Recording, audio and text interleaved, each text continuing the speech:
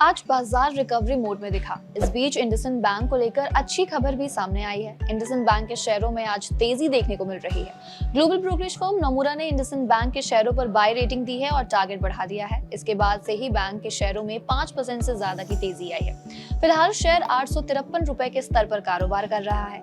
ऐसे में आज जानेंगे कि आखिर किस वजह से एनालिस्ट को बैंक के बिजनेस आउटलुक और रेगुलेटरी कंप्लायंस को लेकर इतना भरोसा है। डेरिवेटिव पोर्टफोलियो और अकाउंटिंग से जुड़े गड़बड़ी के चलते इंडसइंड बैंक के शेयरों में गिरावट का एक लंबा दौर देखने को मिला है। 10 मार्च को खबर आने से पहले शेयर 900 रुपए पर था। उसके बाद गिरावट का जो सिलसिला शुरू हुआ उसमें ये 606 रुपए तक फिसला, जो इस साल का सबसे लो है। जांच के सिलसिले में बैंक के एमडी और सीईओ सुमंत कठपालिया ने अप्रैल के आखिर में इस्तीफा दे दिया था।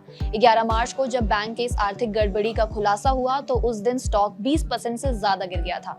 हालांकि इसके बाद जांच और आरबीआई के पॉजिटिव रुख के चलते शेयरों में रिकवरी देखने को मिली, जिसके बाद एक बार फिर से शेयर तेजी दिखा रहे हैं। अब जान लेते हैं कि ब्रोकरेज फर्म नोमुरा ने बैंक पर क्या कहा है। नोमुरा ने इंडसइंड बैंक के शेयरों पर खरीदारी की सलाह देते हुए टारगेट प्राइस 700 रुपए से बढ़ाकर 1050 कर दिया है, जो मौजूदा भाव से 25% तक की तेजी को दिखाता है। ब्रोकरेज फर्म को उम्मीद है कि FY27 तक ROA 1% तक पहुंच जाएगा।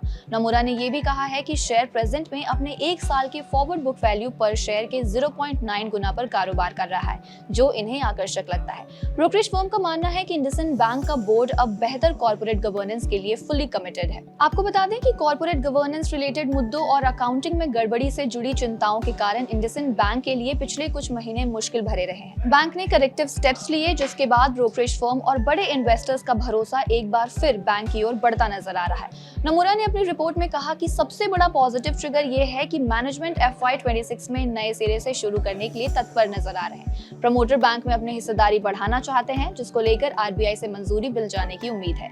इससे इन्वेस्टर्स का कॉन्फिडेंस मजबूत होगा। इसके अलावा नए सीईओ की भी तलाश हो रही है, तो कुल मिलाकर आने वाले समय में चीजें बेहतर होने की उम्मीद है।